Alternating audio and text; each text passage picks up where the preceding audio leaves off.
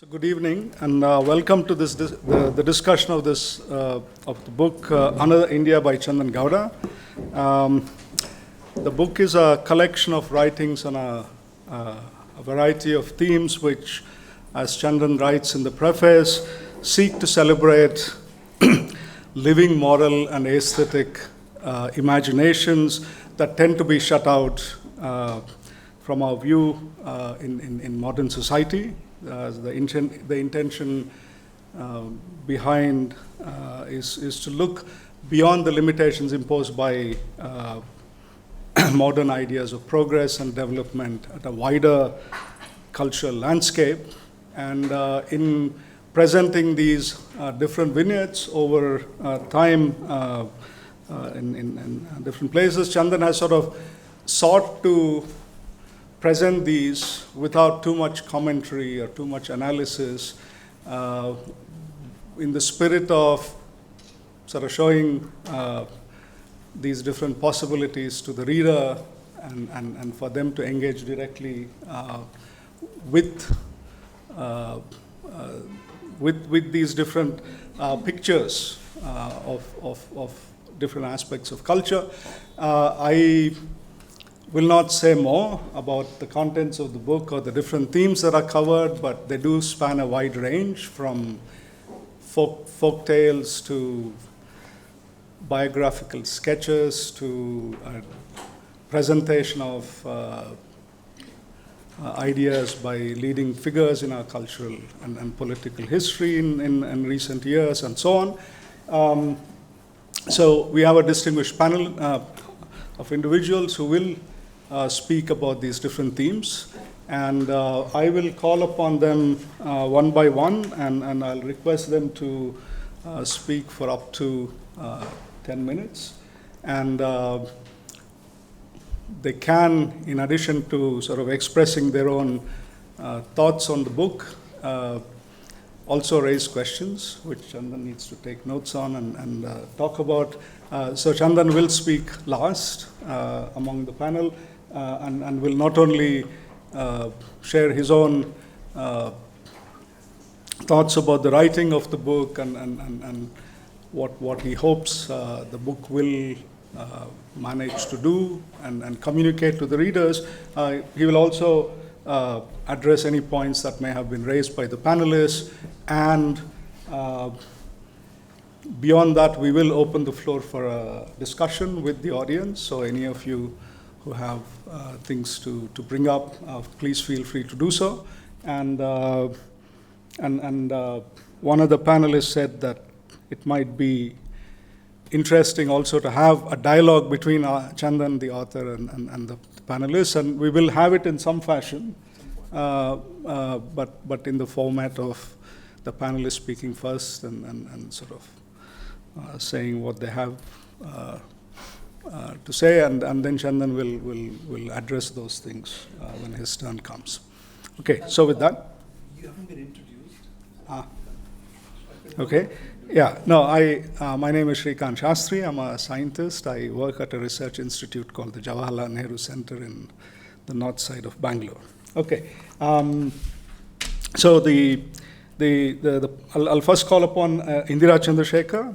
Indira is a scientist with a PhD in biophysics, and I happen to interact with her in that phase of her life, so I can vouch for that, and she's moved on subsequently. Of course, she's a writer and editor of the literary journal Out of Print.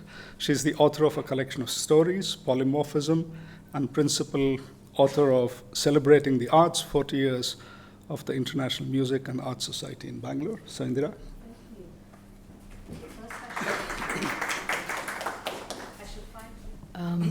Hello, everyone.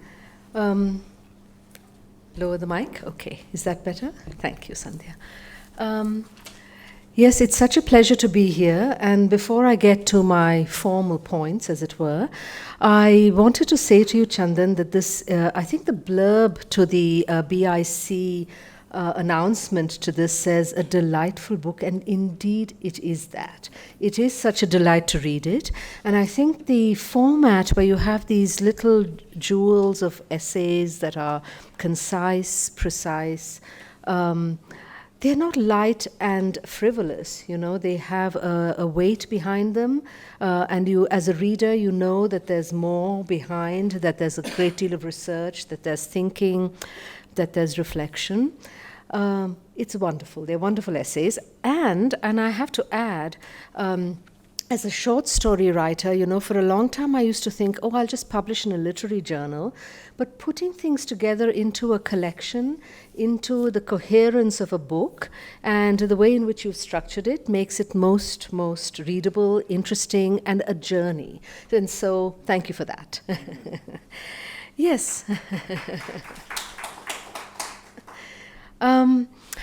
So I haven't read the whole thing. I've reserved some essays for later. I felt I just can't consume it all. I need to give myself time. So I wanted to focus on a couple of things which I'll actually just throw out, and in a way would be nice if it requires it, that you respond to them in the course of your conversation. And well, first I have to say, I just loved, for example, barbers and hairstylists. I think that this is a deviation. This is not my formal point. But for all of you out here, it's just a most remarkable essay because in one way it's funny, in one way it's a kind of a commentary on the ways in which we relate to our barbers / hairstylists.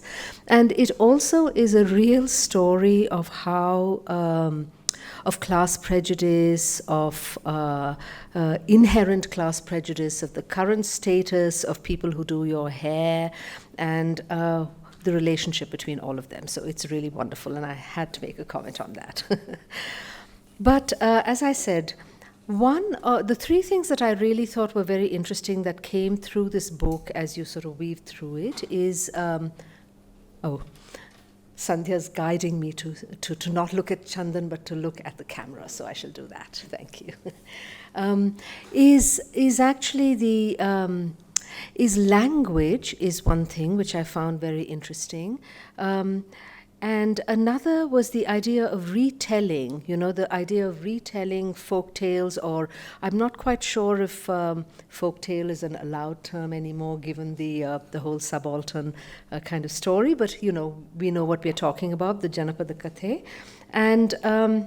And I think those two are interesting. And the third, which I found very fascinating, was the idea of the liminal space of culture and religion that you bring out in essays relating to northern Karnataka.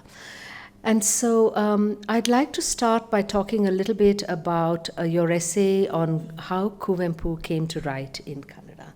And I think that is most fascinating. It's called, most unlikely name, what's it called now? The Irish Connection. The Irish Connection. I was going to say the Irish Incident. No, it's called the Irish Connection. And I won't get into the actual story because obviously we would like you all to read it. But the first sentence says, Kuvempu had set out to become an English writer in his teens.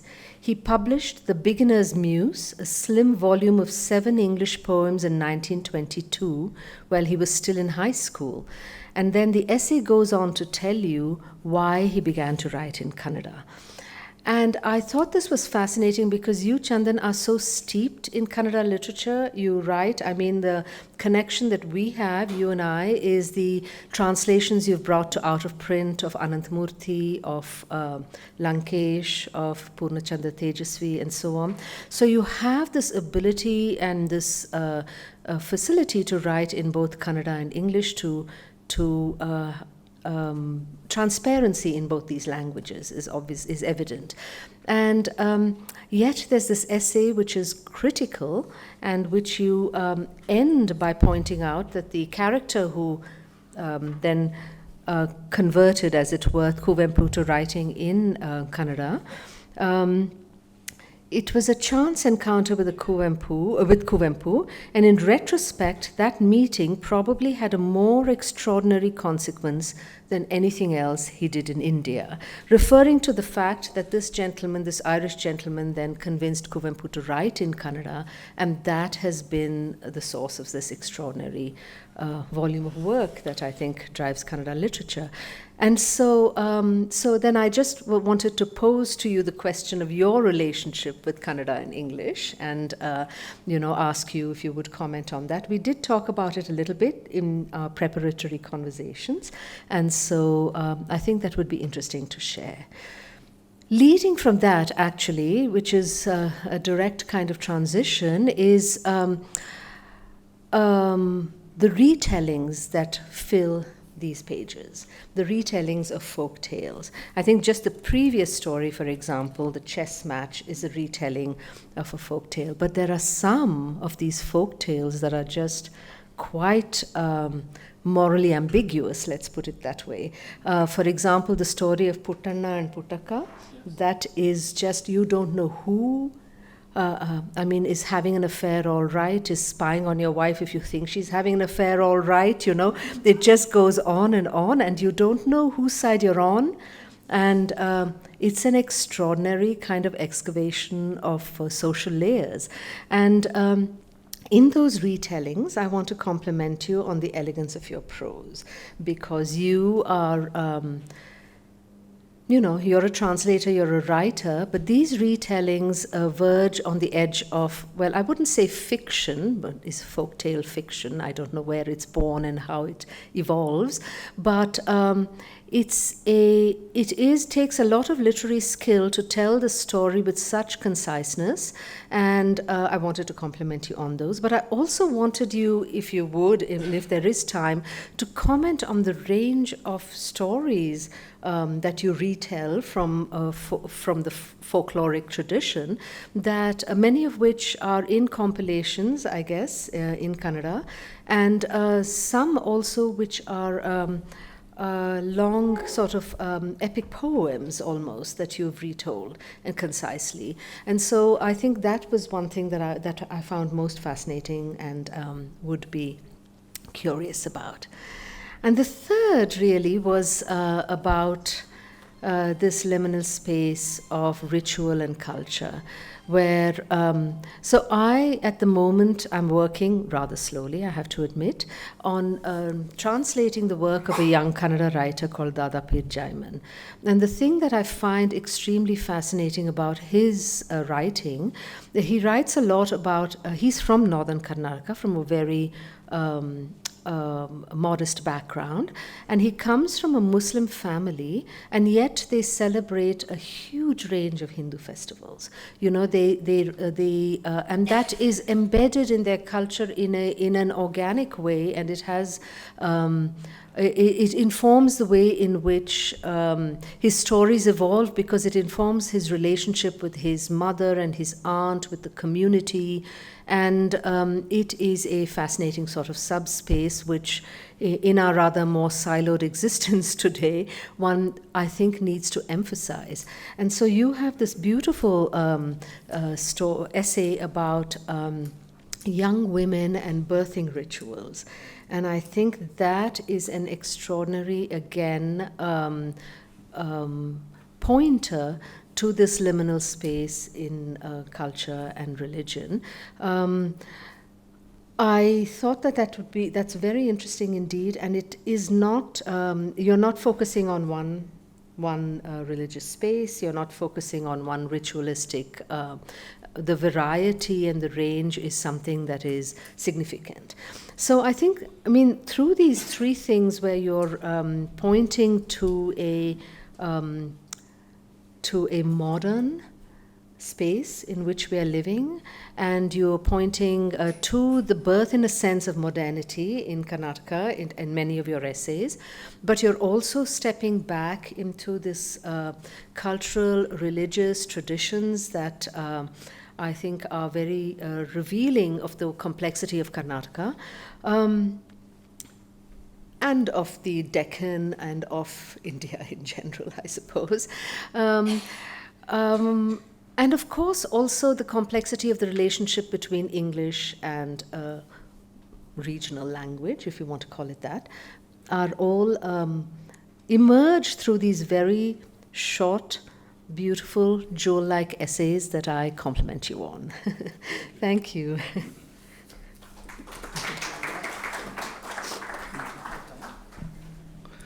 Thank you, Indira, for getting that discussion going splendidly.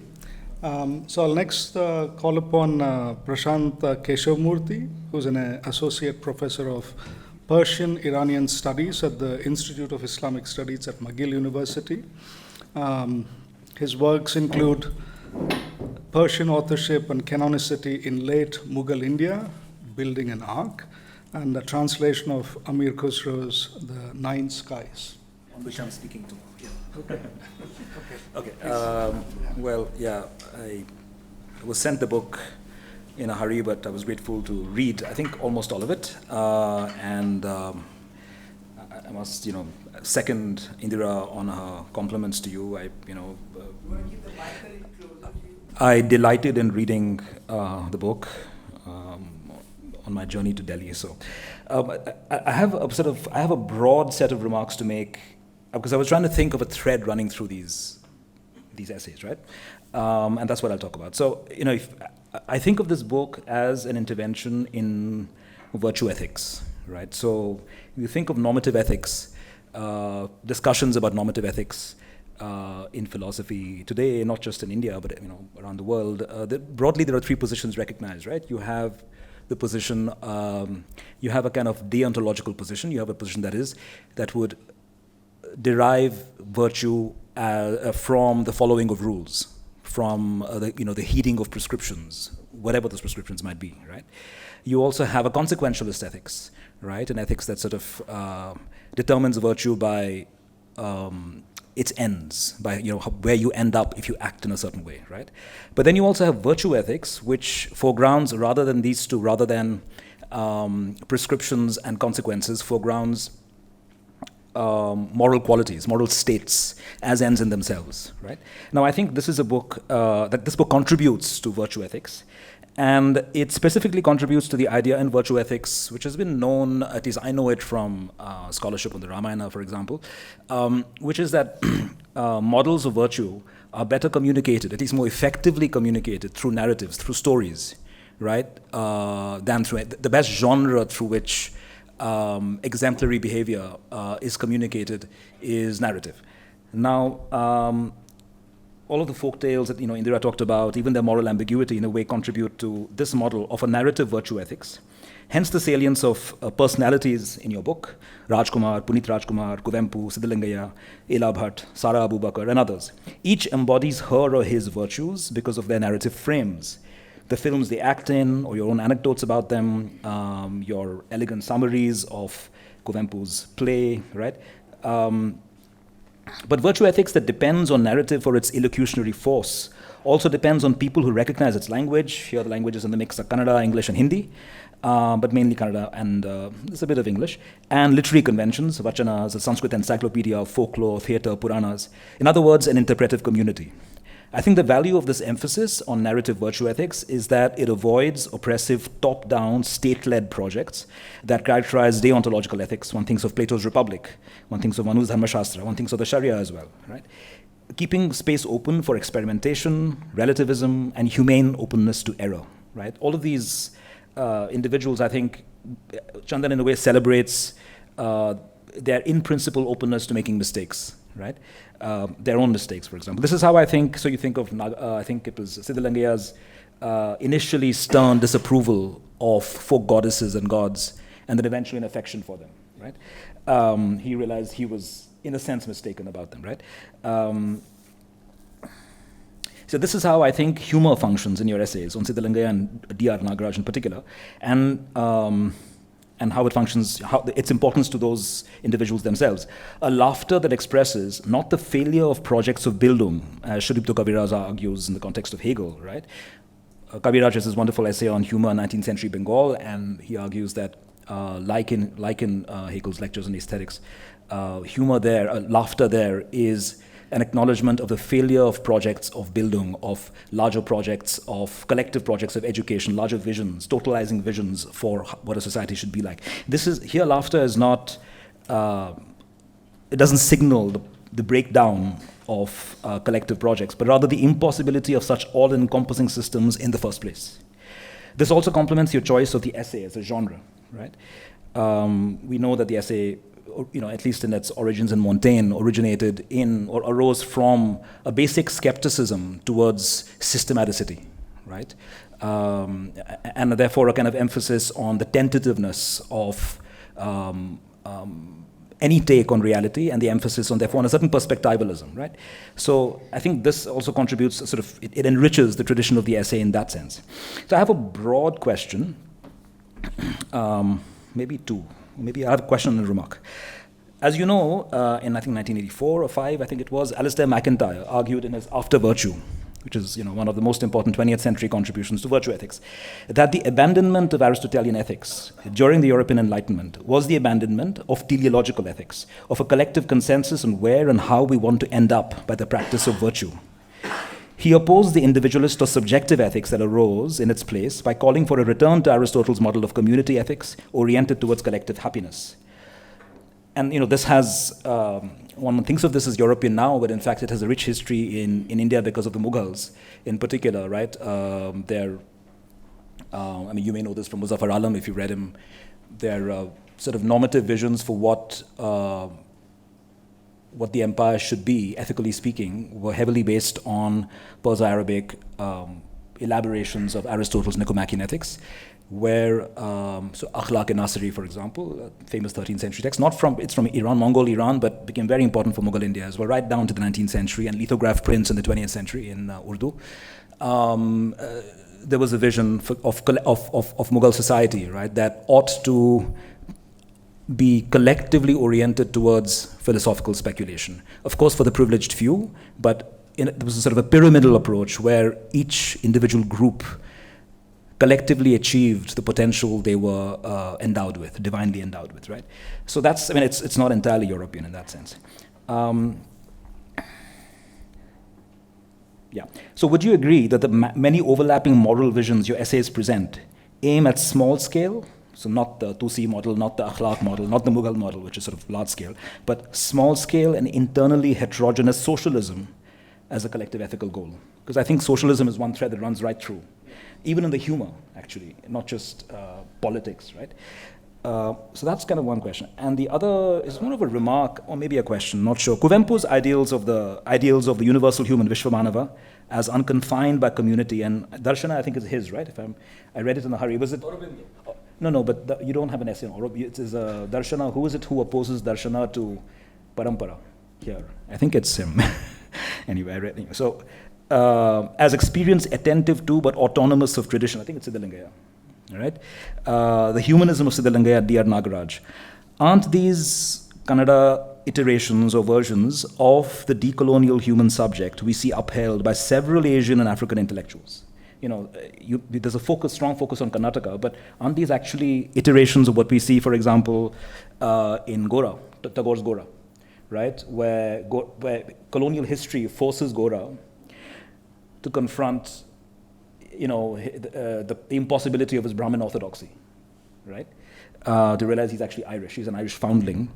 So the basic idea seems to be that oppression allows the oppressed a more authentic universalism than the oppressor, right? You think of Nehru's uses of English literature in Discovery of India, or you think of Tagore's Gora, but you also think of Ngugi wa Thiong'o, the great Nigerian intellectual, who calls for comparative literature between African languages on par with European ones, such that European departments themselves couldn't undertake, right? So there's a kind of, at least in the 20th century, a kind of universalism that runs across intellectual work from Japan to Syria, this whole Asian zone, basically a colonial zone, right? Which, to my mind, pits a kind of a sort of universalism that only the oppressed can claim authentically in the way that the oppressor cannot, right? So that's kind of these two remarks I had. But congratulations on your book.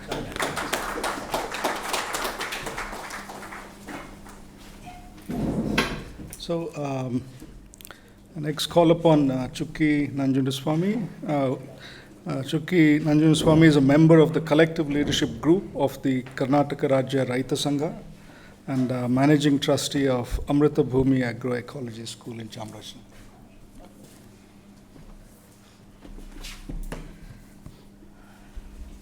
Thank you very much. Another India to me, when Dr. Chandan Gowda sent it to me, the moment I went through the index, the first feeling I had was a sense of pride, because it was coming from a Kannadiga, and it was talking about our own history at large, but a lot of references from our own, ideologues like Kuvempu and Sharanas and so on. So this is what was missing. We have a lot of things to contribute to the global politics, but since we didn't speak the colonial language, since our writers did not write in the colonial language, this was missing, and congratulations for doing that.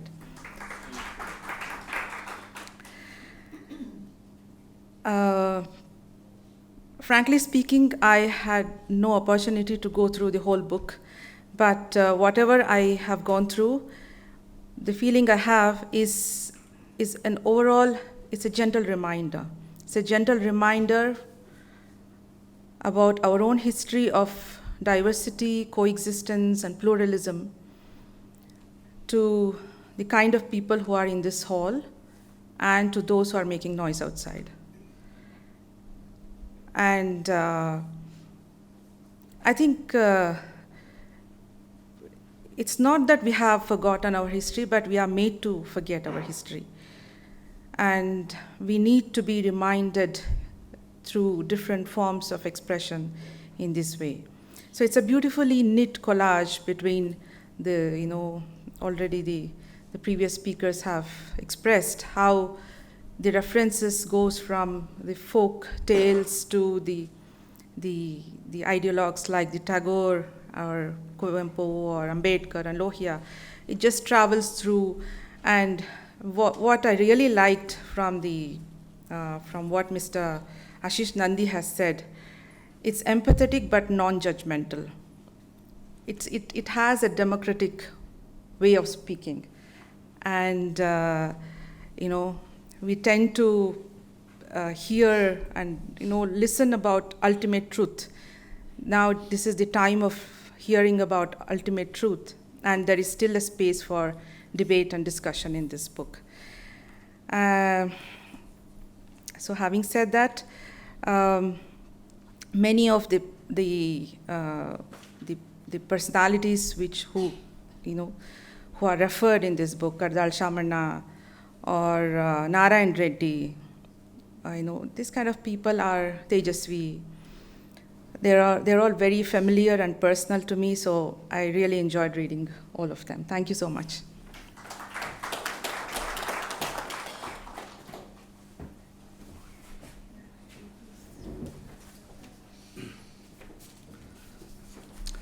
Okay, so next I invite Janavi Palke to speak.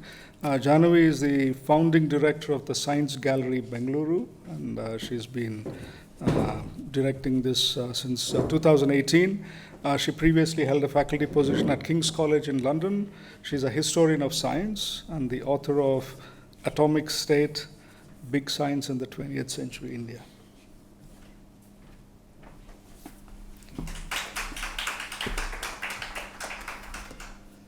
So, first of all, thank you, Chandan, for inviting me to comment on this, because I don't quite know that I know enough from what you've written to comment, but I think there's still, of course, much to draw upon, because these were written as pieces in the public domain, and so that is the place from which I will respond. So, I think what I perceive from the essays that we have in this book is that they are of course stories, But those stories have two characteristics. They carry in themselves two things. One is, it's Chandan as a witness of his own time, and therefore writing. And I'll come to the question that I asked you before we came in. So Chandan writing as a witness of his own time, but also as staging dioramas from the past and bringing them into the present. Bringing the past into a present in the public domain, right? Like, so this is not an academic piece of work in that sense, but it's in the public domain, bringing a language, an imagination from the past, as one might actually engage with it for the current moment. Prashant has already spoken about essay as a form. You take that on, but I'll also bring in another idea, which is, and so I was recently watching a documentary about Werner Herzog and his films, and an idea that the documentary filmmaker played with was that of, so what is it that he's trying to get to? Because what Herzog does is he brings fiction into his documentaries, and he brings what one might call non-fiction into his into otherwise works of fiction. And so one can't, at some points one cannot tell whether he's telling you, what he's telling you is actually there or not there. Like he's invented myths, for example. I don't quite know if you've done that yet, but his purpose for doing that, he says, is one of getting to not truth as fact, but an evocative truth that tells us more about who we are and about ourselves, and what is it that, what is that quest for? So I think, it's an idea much battered both in science as well as, in the human sciences as well as in religion. But I think there is something that we, in a way, always work towards. We're trying to find, whether we are writing, whether we are doing research, whether we are doing politics, no matter what, there is a pursuit. And for Herzog, that idea is that of an evocative truth. And I think you're trying through these dioramas that you're staging for us to see. And therefore, I also see what you do in your essays is that you are it is very apparent that you're aware of the normative as well as the analytical aspects of what you're writing, but you don't foreground the analytical. You actually play with the normative, and which to me, as an academic who's holding on, to the last threads of what my identity was until 5 years ago, it's actually a very it's a very interesting way, to be making ideas like, not ideas, vocabulary, like moral selfhood, moral imagination, public history, to be making these ideas about the everyday, right? Like, and in the everyday, like setting them sail, is important. It's very interesting. I mean, we have Ram sitting here. The role of the public intellectual, public historian is at this moment not a trivial one. And so I truly appreciate that. I truly appreciate your historical sensibility, which you enact through the eye of an anthropologist. So it's almost like, it has that texture, right? And of course, what I admire most, I think, about this collection is the breadth.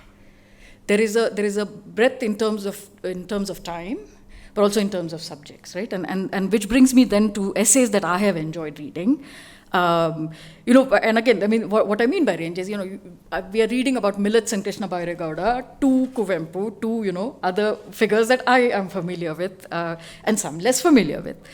And so I loved the essay on the census report, for example, and how what is the place of statistics, but how statistics has had this journey from being a descriptive and category making activity to a numerical activity today. In fact, today we cannot imagine a statistics which is not numerical.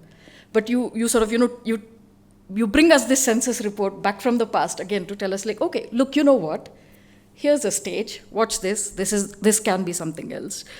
I loved a word that you used in the essay on repositioning Nehru, for example, where you talk about a confident skepticism, right? And I think that is what is missing. I think we oscillate today between cynicism on the one hand, so when we're moving away from hagiographical or worshipping kind of a worshipping kind of mentality, we move very quickly towards cynicism, and leaving very little place for confident skepticism. But also what you're trying to do through the essays, I think, is also creating the sources for that confident skepticism. So where should a confident skepticism come from? And what are the roots of it? And I think those you're building by putting these things in the public domain, which again is wonderful. I love the essays, the several essays on Lohia, and I wonder if you'll actually ever consider writing a biography of Lohia, because what I really enjoyed was the essay on his journey to the United States, where apart from learning that he of course met Einstein, which was interesting to me, but that he could speak German, which is also interesting, as a historical comment, right? Like so the people that I study historically, for example, are also multilingual, but multilingual in languages across continents. And it's almost a Tocquevillian journey, right? Like, because he has his own comments on America. America the system is in a way acting upon him, and of course in a different way, because it's the time of segregation, and he's of course trying to interpret his own understanding, share his understanding of India with an audience that might not necessarily be ready. So of course it's not directly Tocquevillian, but it's a journey that one could actually use lenses such as these to draw some sense from it. The couple of revolutions that show up, the aesthetic revolution, when you discuss Lohia, but when you discuss JP, my namesake, and Sampurna Kranti or Total Revolution, futures, imaginations that you make accessible, so when I walked into classrooms up until 5 years ago, increasingly there were students in my class who did not know who Sarabhai was, who Vikram Sarabhai was, or who others in the history of science in India were, right? Other figures in the history of science in India. So for the newer generations to learn about Jayaprakash Narayan, Ram Manohar Lohia, ideas such as the aesthetic revolution, total revolution, it doesn't mean one has to reach back into the past to retrieve them, but one has to, in a way, understand what has been refracted through these in order for us to live the lives that we lead today, and what one might actually borrow and borrow in order to understand the jigsaw that the modern is today. I enjoyed also the essay on Karburgi as a rationalist, but I think more as a humanist. So my understanding of Karburgi has been from the lens of as a rationalist, but the humanist aspect, I think, came to me more clearly from reading you. The last essay that I'll speak about before I ask you my question is the one about D.R. Nagaraj, and the D.R. Nagaraj and Salman Rushdie incident, I think, is very telling. And in many ways, I think that's the work you're trying to do, right? That's the work you're trying to do, where you say, what do you mean by there isn't interesting, vibrant cultural life in Indian languages? We are speaking from here. We will bring these to the fore, and even if we have to bring them to the fore in the idiom and language that you're demanding of us, but we'll bring it there because there are ideas here, there is life here, and there are things to cherish, and there are things to nurture because we've lost too much. I'll end with that question. So when I've been a historian of science, as Shrikant already said, and I've never done sort of very straightforward history. But at many points I felt and lamented, and at one point I cheekily also used it in an essay where saying, in the writing of history of modern India, we need to provincialize Bengal. And in that exercise, what I felt was that we've spoken a lot about the Bengal Renaissance. We haven't spoken about, for example, the Deccan Renaissance at all. There is a very rich story there to be told, and then working again forwards from that idea, my question to you would be, this is very clearly, to me, a mosaic about what is the Kannada modern. And I'm sort of, aware, not to the extent I would like to be, of your work on writing about that kind of historical anthropology, that kind of historical sociology. So it would be interesting to hear from you, what all of these essays, in a way, amount to when seen as an assembly or as a mosaic, as a collage, whatever one might call, of the Kannada modern, right? And what is that story to tell? We know why it has to be told. But yeah, how would you put it together? Thank you.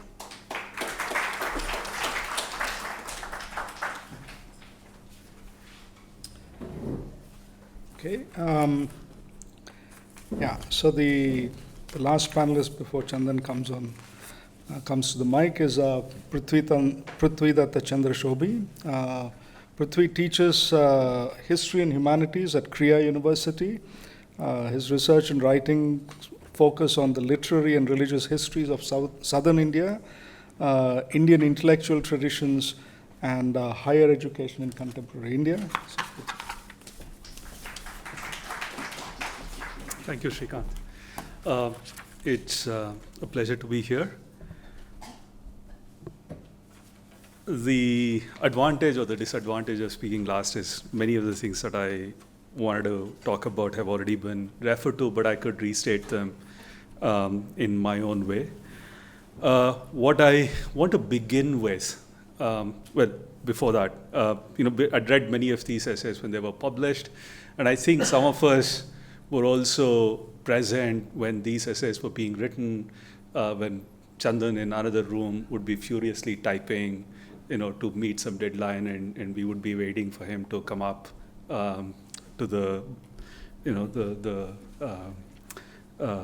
dining room to have dinner, or in other places where we would have been staying in a hotel and Chandan would be trying to finish. So it's really nice to see all of them here in a way that helps us to make sense of these short essays. I have a couple of remarks to make, which are slightly different from, on the writing itself, which is slightly different from what my co-panelists have talked about. But let me begin by making one connection to a very particular, very valuable Kannada tradition of writing about people, writing about ideas.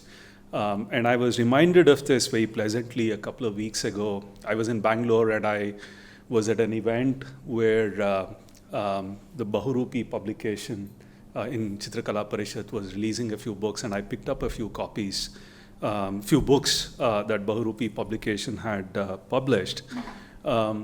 And one of those books was a collection of essays by H.S. Venkatesh Murthy, who is one of my favorite poets and prose writers. His prose writing is absolutely delightful.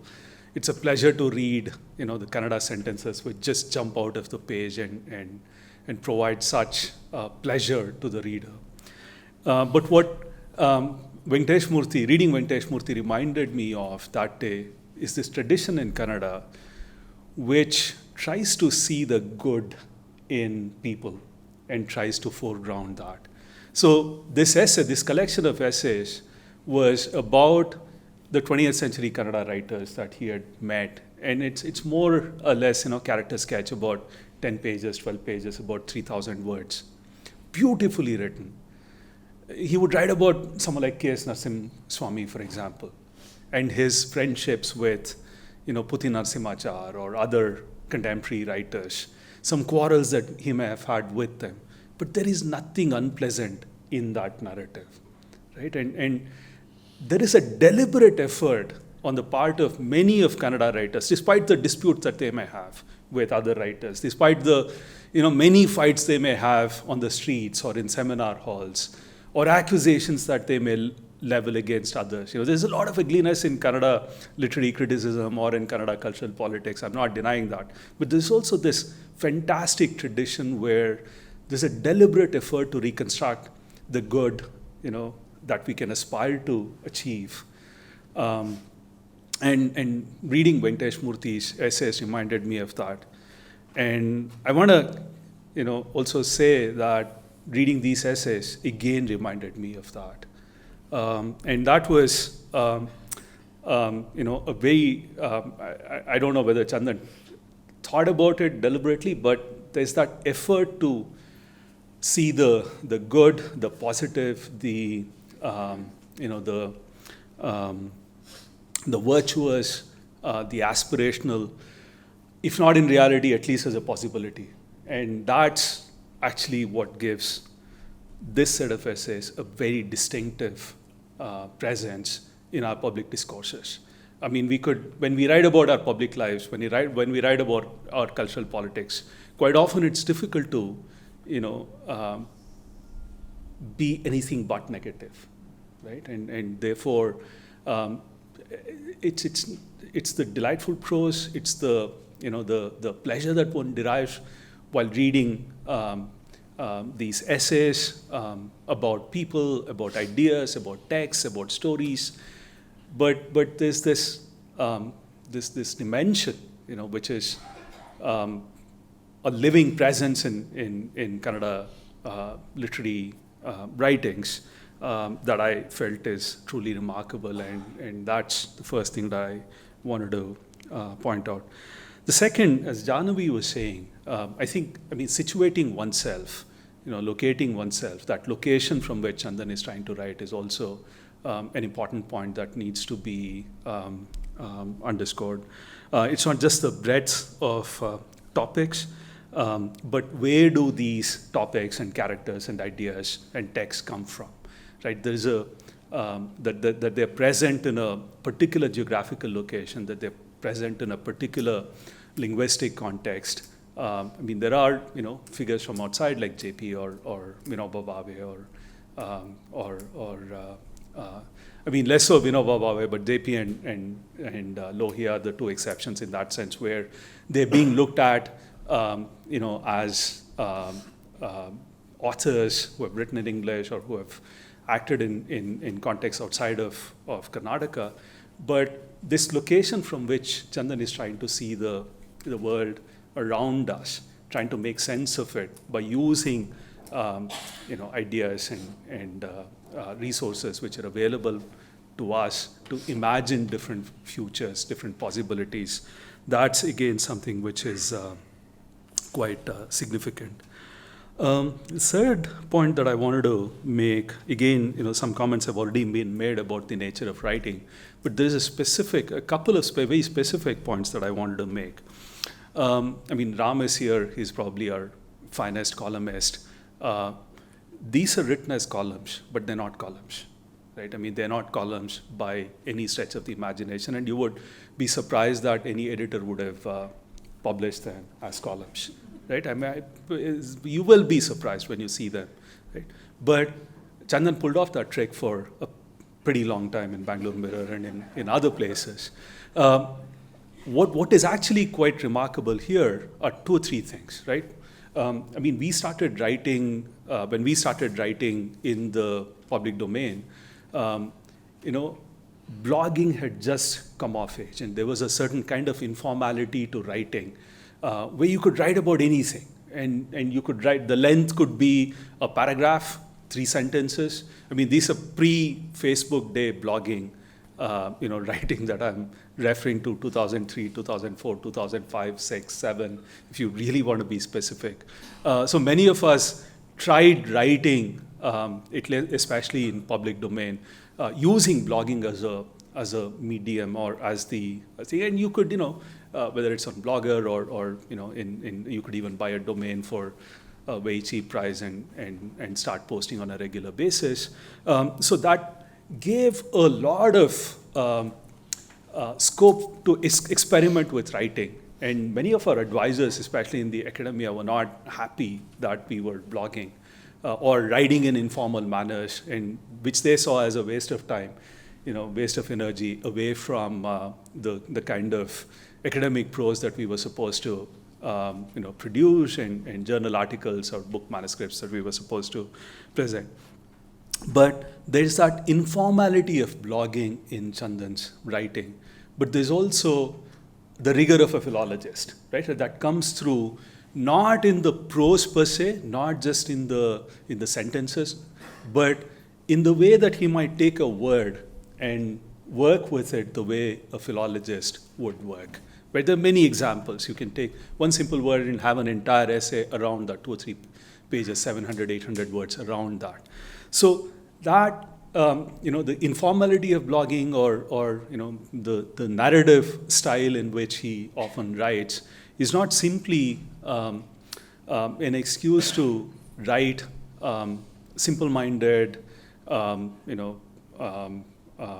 essays about things that we like, but there's a depth, as many of my co-panelists have commented, which comes from engaging with a place, a set of ideas, a set of people, and try to learn from them, right? Both for intellectual purposes, but also, as Prashant was saying, right, to think about possible, imaginations or futures for our communities. What might be some of those possibilities? And so, in that sense, right, there is both rigor and informality as a very nice combination.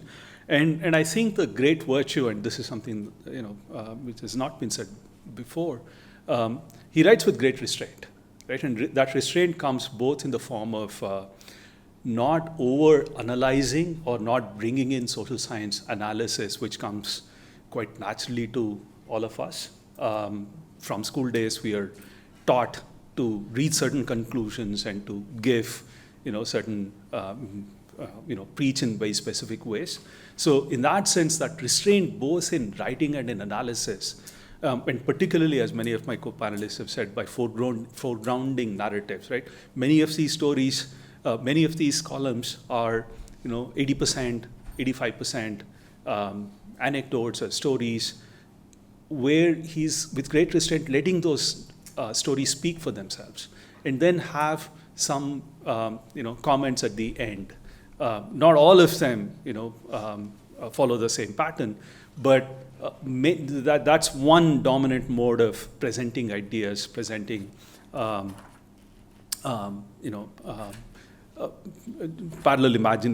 alternative imaginations that might be of some interest to his readers and to all of us, right? So, and again, I don't want to talk about the diversity of themes and the kind of characters who are present here, but as Chuki said, these are all either texts or people with whom we have grown up, lived all our lives, have fought or have learned from. And so there's a great deal of familiarity that some of us feel while reading the book. But here I want to go back to the point that I made about situating oneself in a particular place, in a particular culture, in a particular set of struggles or imaginations.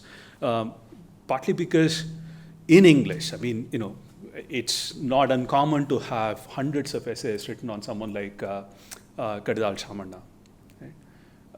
It is not. I mean, you will probably find more essays on Kadidal Shamanna than, a national level thinker, or perhaps even on Ashish Nandi, let's say. Right? I mean, that's not unusual at all. But for him to find presence in an English column, that's very unusual. Right? Most of the people who are present here, whether they're living or historical figures or characters, right? Junjapa, right? Or any of the folk, Sankamma, right? So for them to be even just present in an English column, in an English essay, and find an audience, right? Independently of, you have some very bad translations of Kannada folk epics that Kannada University and Folklore University in near Haveri, they've produced. I mean, I wouldn't advise anybody to even touch them because you would be put off, from ever reading some of these most remarkable epic poems of 25,000, 30,000 line length or 100,000 line length. I mean, we have such fantastic singers. I mean, Chandan refers to Guru Raj. This is a man who can come here and sing for 10 days straight without repeating a single line. Right?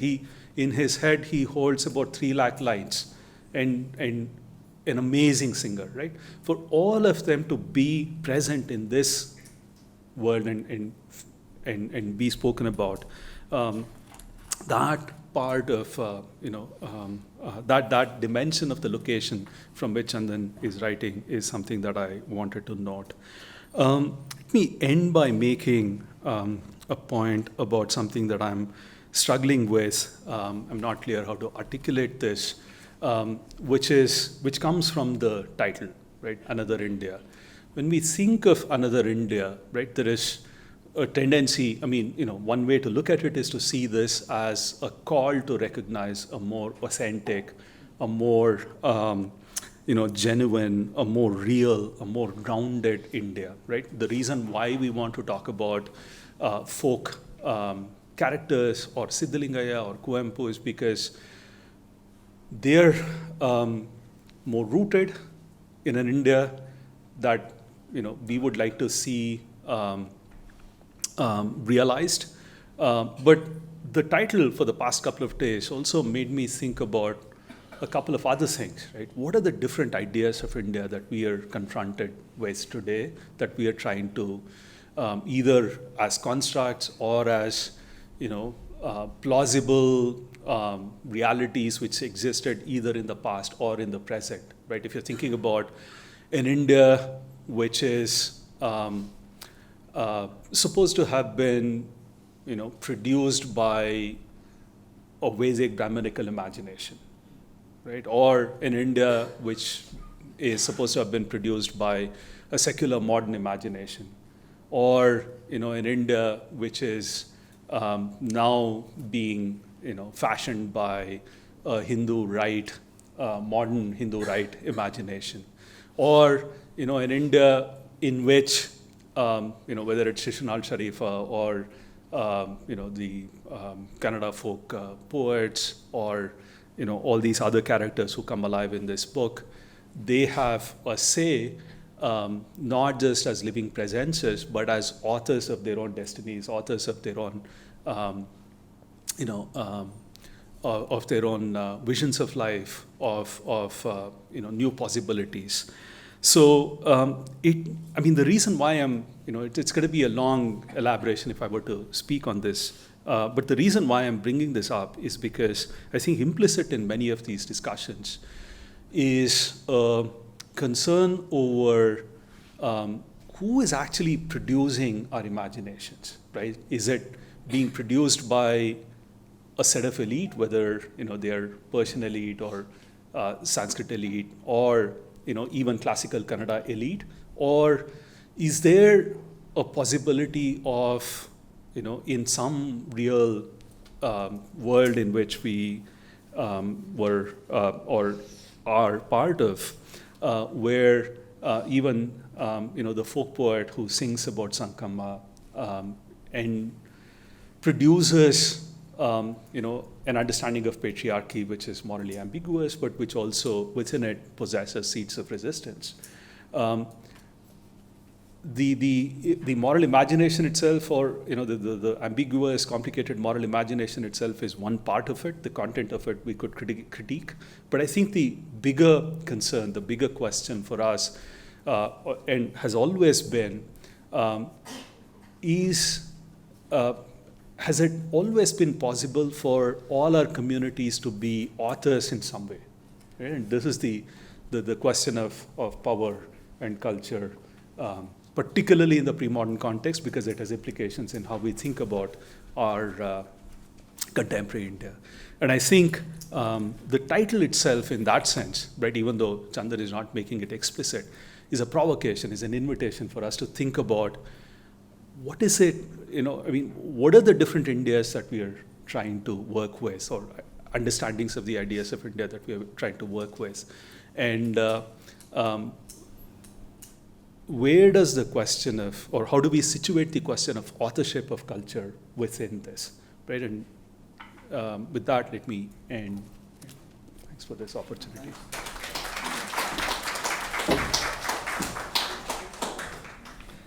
Okay, so before calling upon Chandan to speak, I was thinking I'll try to sort of summarize some of the points that came up, but it's probably a little hopeless to try and do it.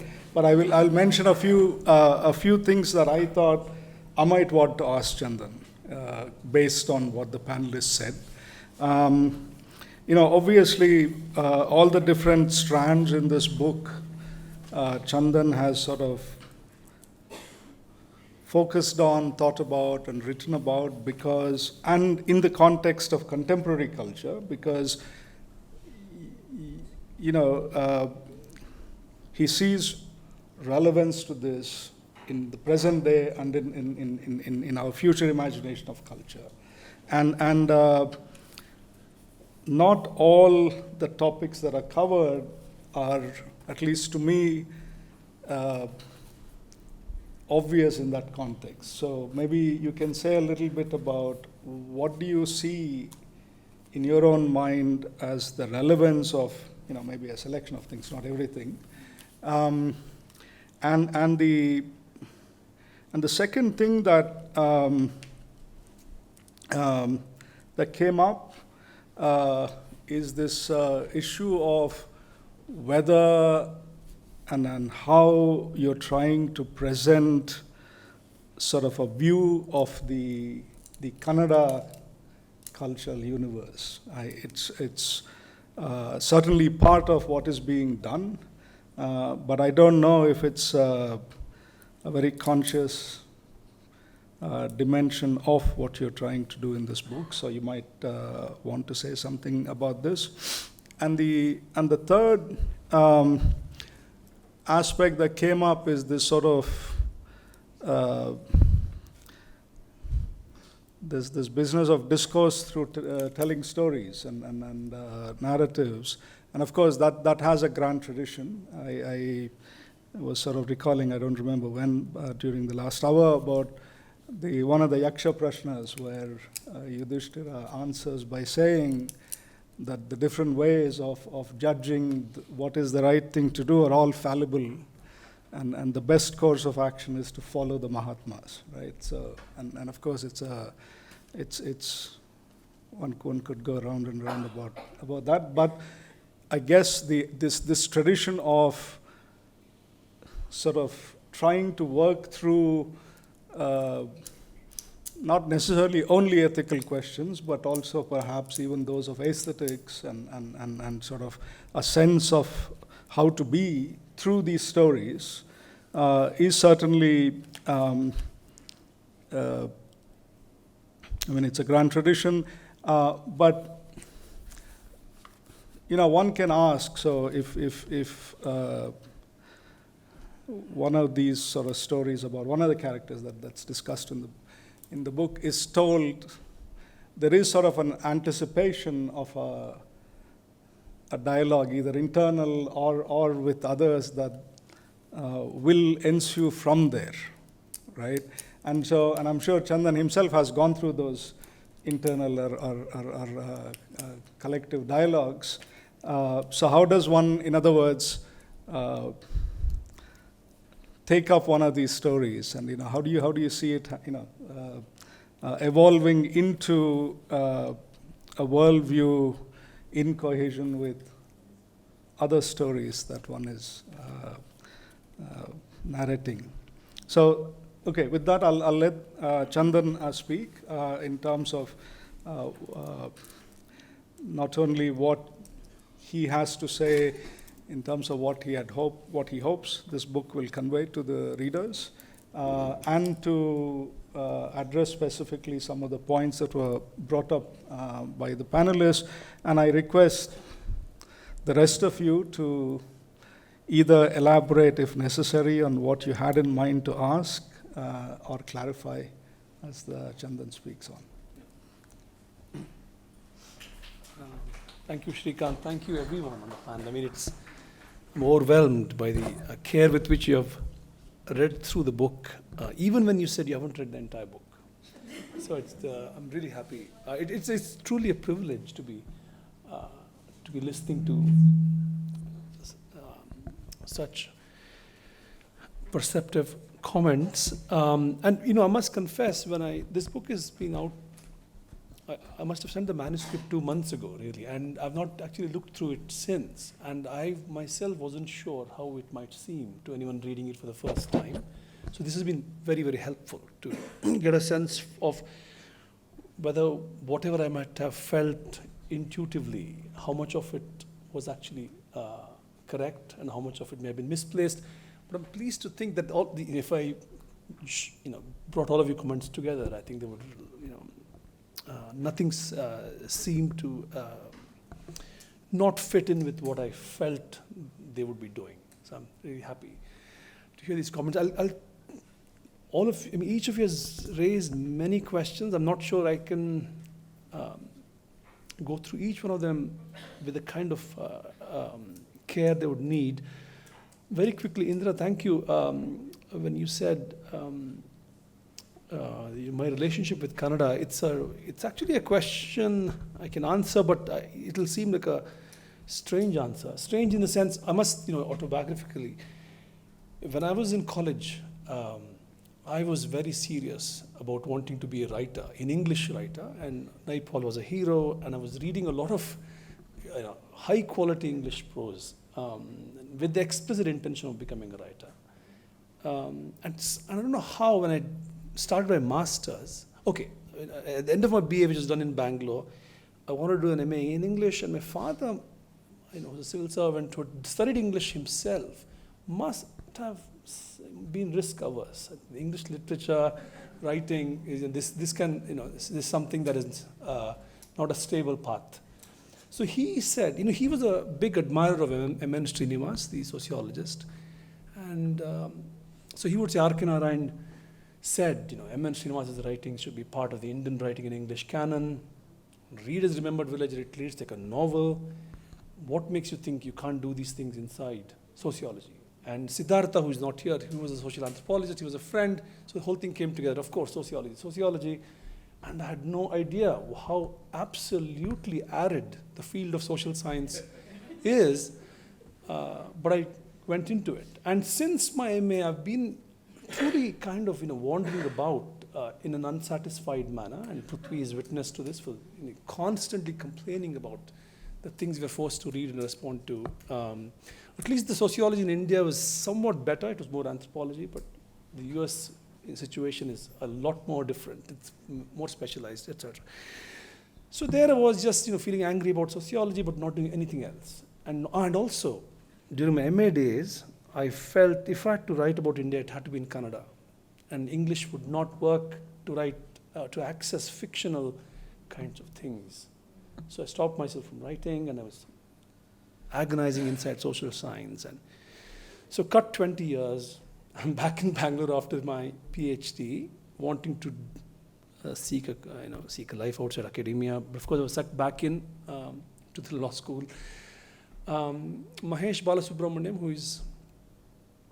who's editing Bangalore Mirror, who's not here, I think, he just called me and said, can you write a column every week?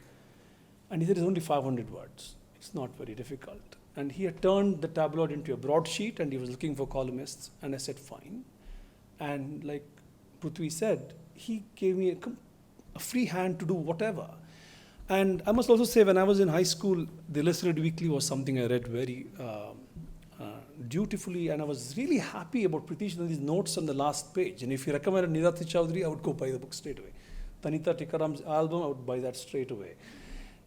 So I kept thinking, maybe there are others, younger people who might be looking for similar recommendations of things to read, etc. And I thought Bangalore, a small, readerly community. And of course, I never met any of these young people, but I just imagine there would be someone who would be thankful that someone is giving them these intelligent recommendations of things to read and enjoy, etc. And really, so that was the way in which but it was really 5.5 years of writing a weekly column, and the pandemic actually brought that to an end, mercifully, because they dropped the op-ed page. It has truly had taken a toll on me. If anyone asked me, what have you done in the last 5 years? I would have had to say, the columns, and everyone would just laugh. Columns, they don't count for anything. They just don't count for anything. And here is Ram, who's said more than once, in India, the temptation to be a public intellectual is great, but not at the expense of your research work. And and that had happened in my case, but I didn't think the columns were apart from my research work, because a lot of them were research-based. They took 2 to 3 days, Ram, to write and rewrite. And of course, I rewrote them all when I brought this book out, the compilation here, which is a selection of 75 out of more than 300 pieces that I wrote. Okay, so Indira, that's a bit of a response to your question on my relationship with this thing. Yeah, the folk thing that you called morally ambiguous, for me, the Puttaka story, you must read it. For me, it was important because it's a celebration of the intelligence and shrewdness of a woman who has had an extramarital relationship, but without saying a single thing remotely disapproving of that. And I thought, okay, here's a slice of tradition. It's not, the virtuous wife, the monogamist wife, is not exactly the only thing that the tradition had regard for. There are these kinds of pictures too. And it was not falling into this familiar genre in English literature, the cuckold husband. I mean, that wasn't happening either. So there are these ways in which these situations were being managed, which I thought, by the way, this wasn't me handing down things. I would encounter them and feel completely struck by them, and I thought I should share them straight away. So many of these things were ongoing discoveries. And the bit on styles of welcoming life, I mean, that's an essay she's referring to where I talk about how various Muslim communities in North Karnataka have different rituals for celebrating when a young baby flips over, or when the woman is discovered the wife is discovered to be pregnant.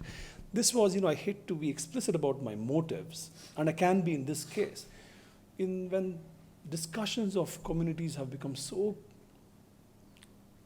politicized and ideologized, how do you then keep, you want to say that things are diverse, but you don't want to use these words because people's minds close. And I thought, here is one way of conveying diversity. Just describe various birth-related rituals among a variety of Muslims, sub-castes among Muslims. And I do it in many, many, many other essays too. That is, I think, an overriding sort of decision. How do you achieve what you want to achieve without keeping the reader with you till the end, and having, let them emerge from it somewhat refreshed, if that's a word I can use. So that's that. Prashant, thank you so much. I hadn't thought about it in these terms, but it's really that. That is, my PhD research was on development thought, the history of development thought in India, and Ram and Manu. India has had as they know, we've had a very rich discussion on why a top-down development model is an undesirable thing. Gandhi onwards, and more explicitly, social science articulations of why a centralized affair of development is just not a good thing on multiple grounds. So that was with respect to development, but I thought even in conceiving of Indian society itself, the multiplicity of humanistic currents that are all around have to be recognized, and through showing, as you said, it's not, it is improvisatory, it is open-ended, it's not a code being activated each time in the same fashion. There is an enormous room for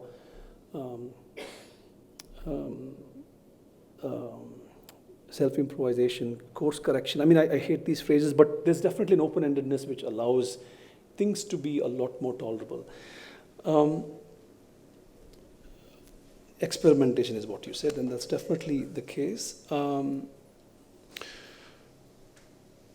the bit about the oppressor having access or being capable or incapable of producing an authentic universalism is an important one. And I think in the Indian case, even the higher caste person can genuinely occupy a position of being oppressed vis-a-vis Western paradigms of modernity or literary standards or whatever. So you can't a priori identify who is in a position of an oppressed. But I think there is a certain angst that being in a relation of subordination brings, which allows you access to a certain kind of truth, if you will. And that enriches the quest all around. And so that again was a way of saying that, and each one has gone about it in a different way. Kuvempu, being a Vokkaliga, was very comfortable with a Vedantic philosophical heritage. Sanskrit was something he was deeply attached to. So it's not an ordinary impulse you would think a Shudra would instantly stay away from that. That's not happening there. In Siddhalinga's case, he's attached to Kannada. He's not trying to give you a different Kannada like Devnur Mahadeva does. he's working very much within standard Kannada, but doing something very, very different with it, with his, with his own very signature styles of being deceptively light, but actually deadly serious. And and if you think about it, again, I don't make this explicit, but Karnataka has been fortunate, in Devanur Mahadeva as well as Siddhalingaya. Their primary passions are rural village, the rural world, which one would, which again within the Ambedkarite legacy is immediately blanket suspicion, right? This is a place of pure and unadulterated oppression, and there's nothing really redeemable about this universe, which of course both of these writers know of, but because of their deep regard and groundedness in the folk tradition, they knew that that was not all there was to it. And a lot of the village deities are actually, almost all of them are lower caste, some of them even Dalit, and some of them have kin relationship. And Siddhalingaya till the end felt the village, although his autobiography is called Uru Keri, pointing to a structural split in the settlement pattern of a village. But in the question of the village festival, he kept saying everyone comes together and everyone has a role in it.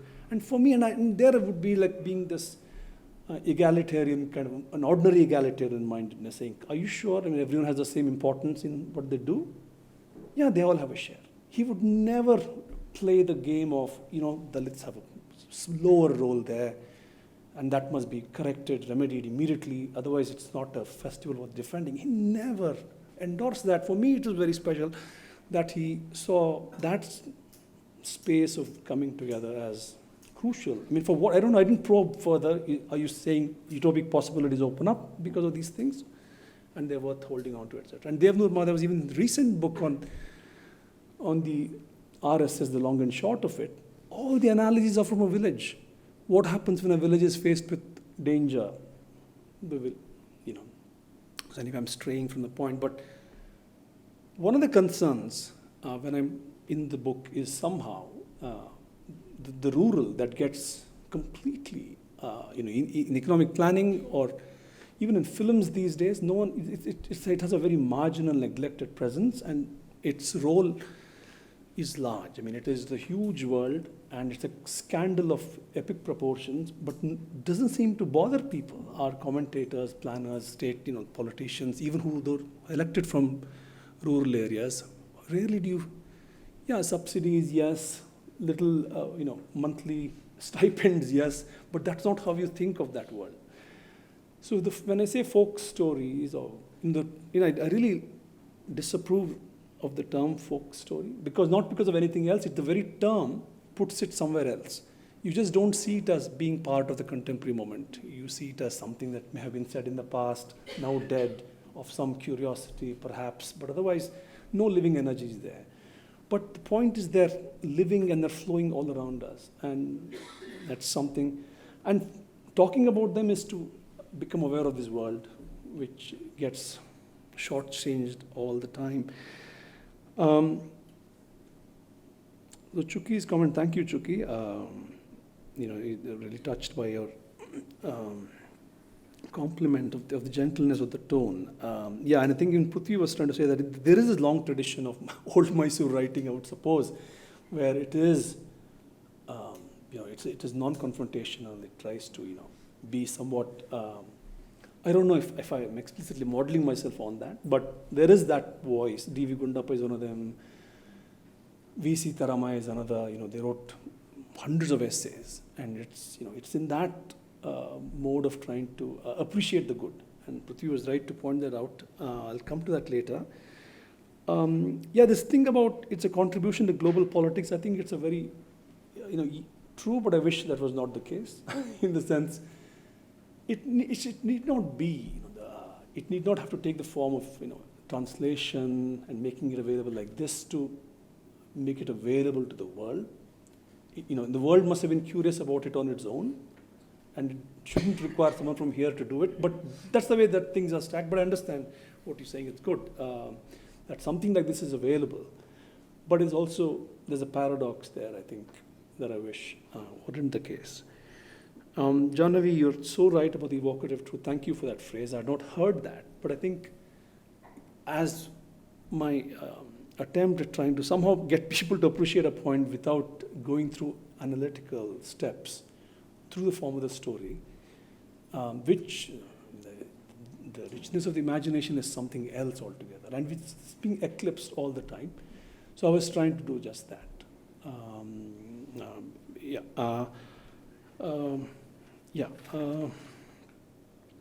The confident skepticism you talk about, you actually, these are things that I was actually doing very quietly, and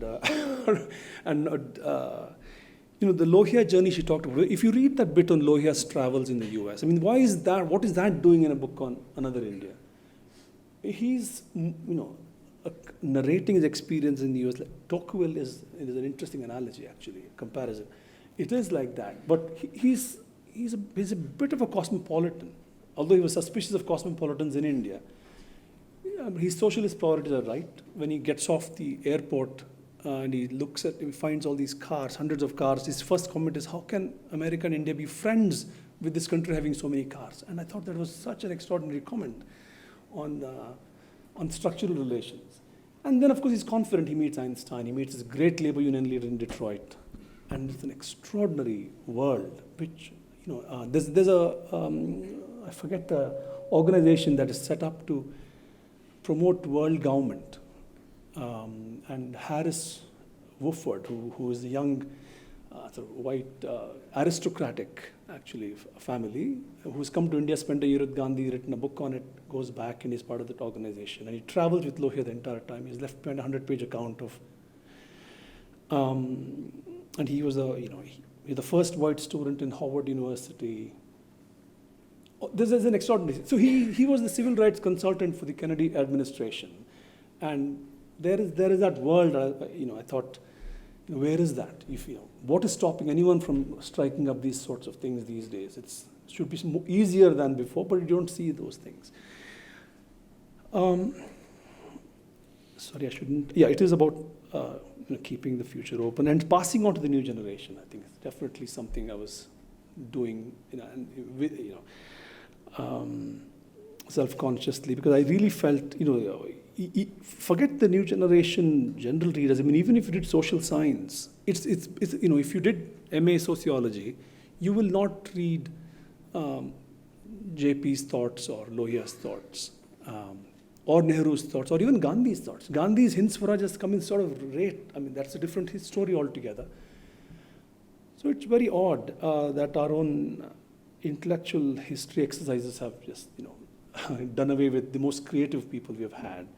So I was trying to do that also here. And the DR's thing, the Rushdie actually, Rushdie had just then published a reader of Indian literature for Bloomsbury, I think. And Picador, thank you. And every selection was by an Indian writer in English. There was not a single, it was that moment. And he later retracted that statement. He said, I shouldn't have done that, etc. But yeah, indifference, instead of being all worked up or becoming resentful or becoming indignant, staying indifferent is not a bad emotional response to arrogance of various kinds. So I was, Is it a mosaic about the Kannada modern? It's interesting. I never saw it as a Kannada affair. I know they're all Kannada derived, but I was always sure that they were holding out something more than just Kannada restricted things.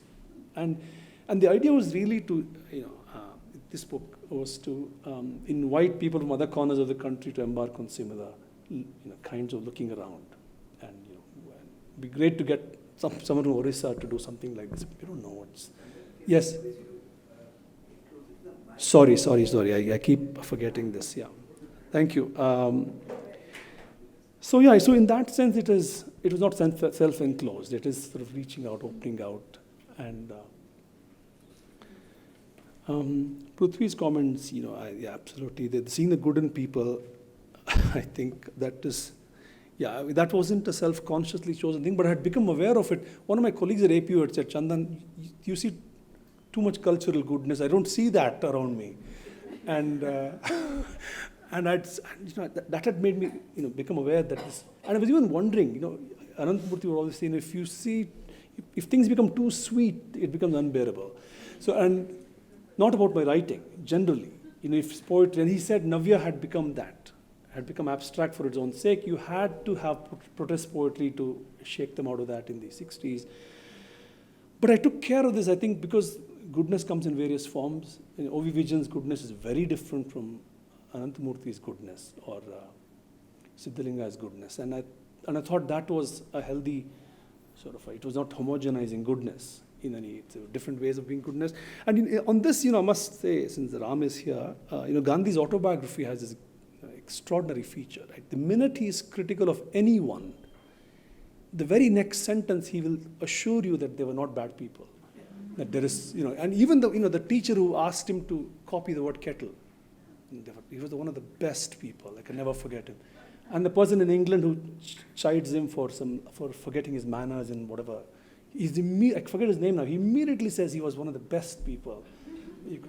So anyway, but it's not a question of just being forgiving easily. But I think there's a way in which their attitude bespeaks of moving in society in general. There's an ethic of forgiveness, or not harboring deep accusatory kinds of sentiments for long.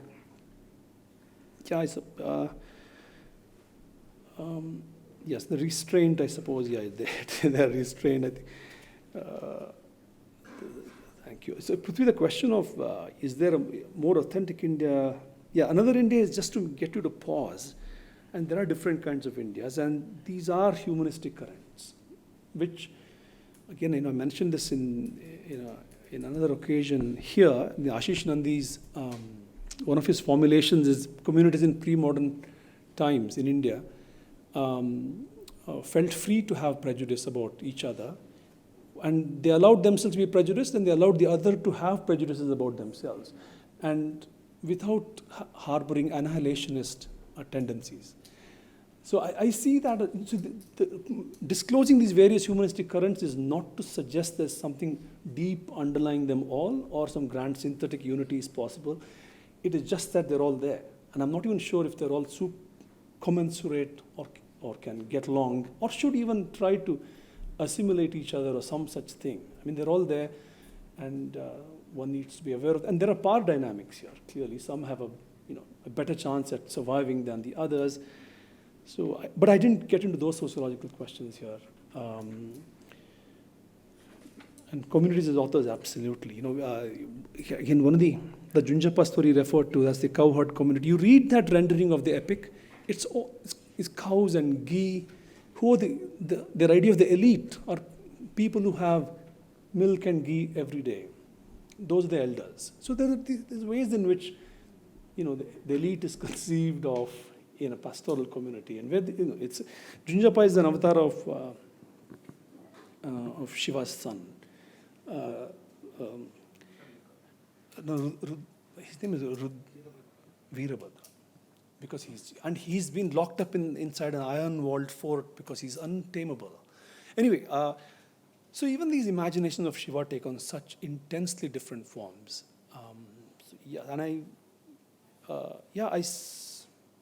I think I was trying to complicate certain simplified pictures that people may have about the religious life through these things.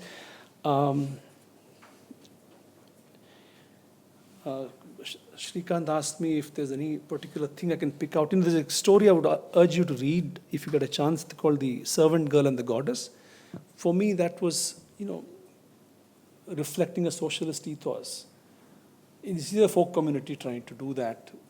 And it's not an anachronistic forced labeling of the refugees. You just read that and you tell me if material equality is not at the heart of that imagination. And there are all these resources, and of course the great Shiva Shaivite traditions which celebrate work. Again, this is my grouse against the social sciences. When you think of sources of critique against labor practices, etc., you reach out to Marx, understandably, but it shouldn't stop there. And there's so much more to be reaching out to be having a more grounded critique. I really, as I speak, I realize I've talked much more than I should have. Yeah, I shall stop now. Thank you.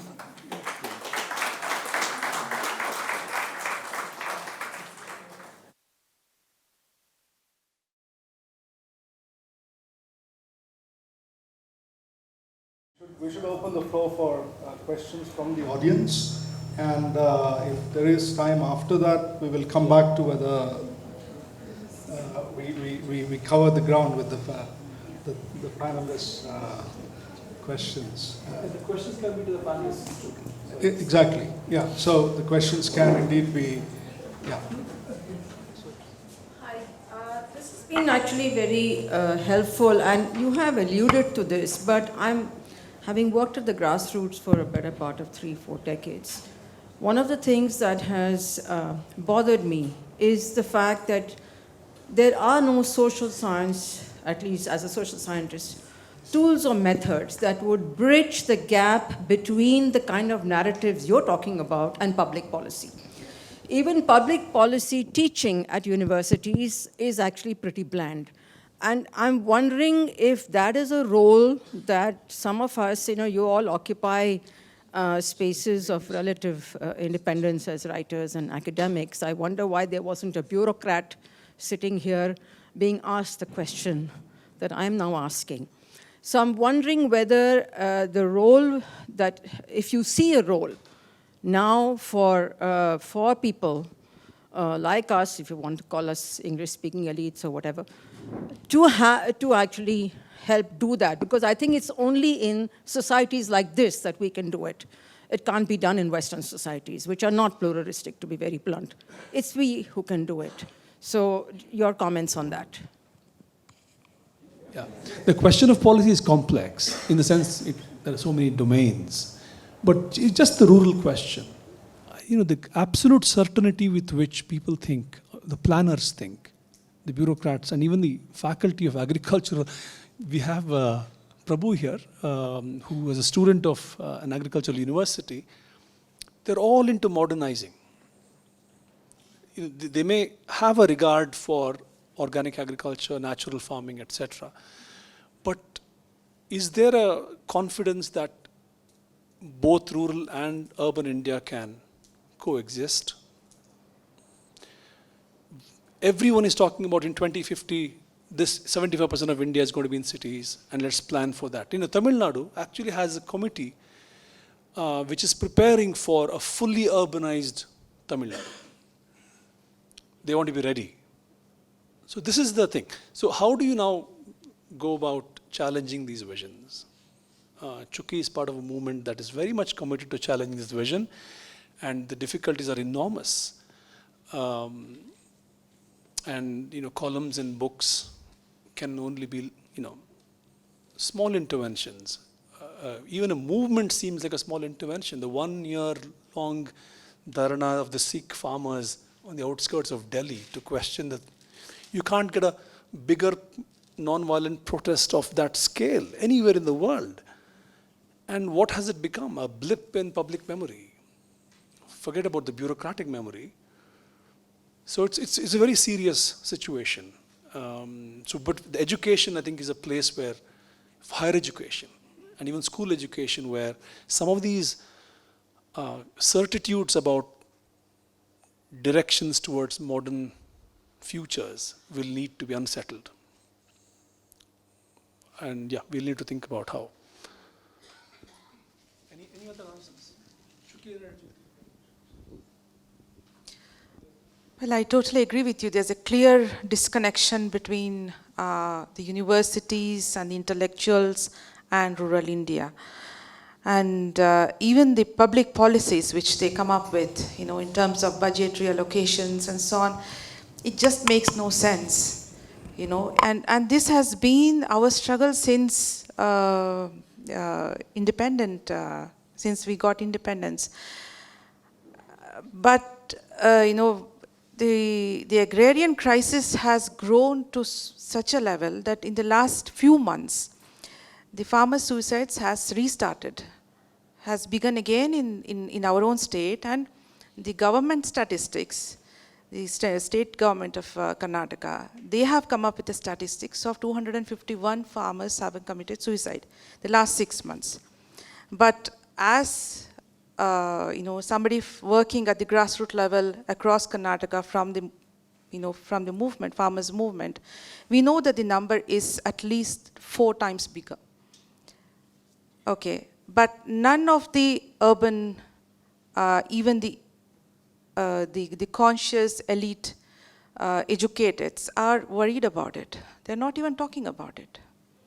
There is drought in the country, but everybody wants to have a healthy food. Everybody wants to eat organic food, no matter what may be the price.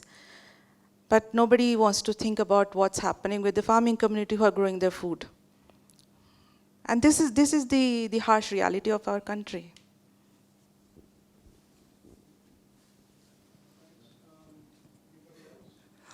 Yeah, so this is sort of a question. Oh yeah, here. Do I need to stand up? Would that help? Oh yeah, cool. Yeah, so this is sort of a question that in 2 areas. One is, well, philosophically, it's both the ontological and the moral paradigms of the context of this discussion. As Dr. Prashant said, the book, and I assume this is relatively common to our cultural zeitgeist because I asked a similar question a few weeks ago. But you mentioned Alexander McIntyre after virtue, the development in virtue ethics, and there's this idea that, so what I like to term this is a conflict between Oriental moralist progressives and European Renaissance, enlightened, everything that resembles the European Enlightenment Renaissance. And it's this divide between the ontology and consequentialism versus this Oriental return to virtue, to relativism, which then pins upon this idea, we all have different virtues, but then we can find a common ground. My concern in the moral sense would just be that our common ground would be false. In the sense, okay, you mentioned how we pursue collective happiness. And my psychoanalytical, very Freudian critique would be that we don't want happiness at all, so to speak. And the other issue being a certain impossibility of this common ground, that there are these different variants of the thing, and then you have a thing in all, which represents everything. Oh, yeah, cool. I was about to. So how would you resolve this conflict? Whereas I would consider something of an ontological difference. That difference is the primary subjugator of objects.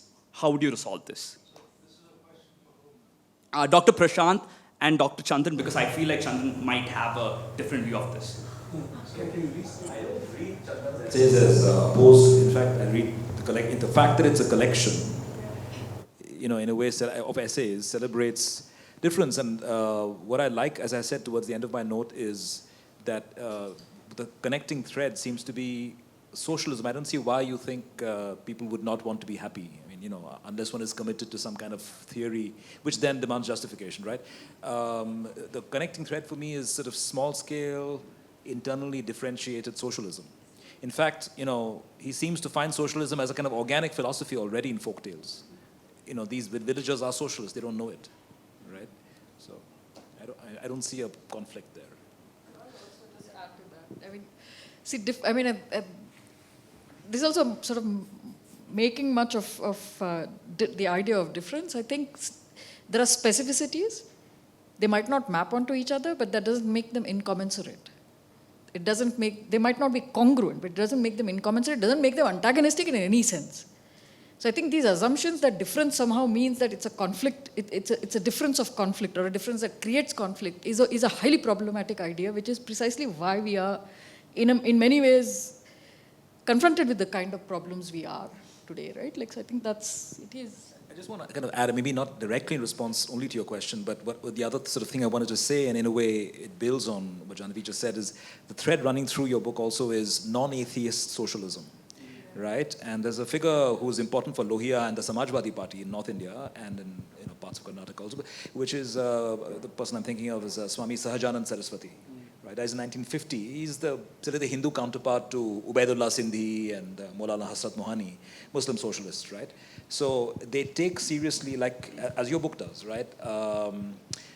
religious imagination as a repository of collective moral imagination, right? You don't have to be a believer, but you have to take it seriously as a collective repository of, images of virtue, in a way, right? I suppose that's why your book far more persuasively discovers indigenous socialists, not just in the modern past, but the pre-modern past, in the way that, say, Didi Kosambi, who tries to shoehorn the Charvakas into proto-materialism, is not persuasive. Right? Ancient materialists are sort of it just doesn't work. So, yeah.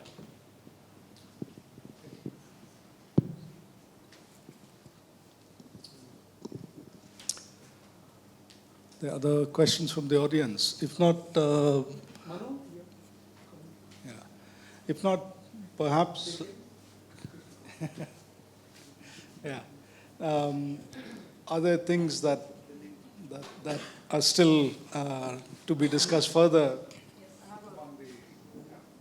I have a small simmering thought, which was that of the Kannada modern, which I asked you, right? See, the thing is, I don't see that as a restrictive idea, right? So, because, say Karnataka is approximately the size of France. I come from Maharashtra, which is approximately the size of Germany. There is a French modern that talks to the universal, right? There is no reason why this will also, and I'm sure you mean it, because that's exactly what comes through, right? And so I think, you don't have to take that idea seriously, but I think there's something intrinsic, because in a sense, see, history is specific again, so coming back to specificities, and that rooted modern speaks in a different way than something from the northern Deccan would speak like, right? And so I think, how do you capture that, right? Janavi, I think we aren't disagreeing. Because modern conjures up the non-modern or traditional or the pre-modern. So I think the contemporary may be better, the Kannada contemporary. Would that work? Because not because the idea of the contemporary almost always puts a lot of these things outside its ambit. Contemporary as the modern, but here we're trying to see how we can overcome the modern tradition, modern, non-modern binary.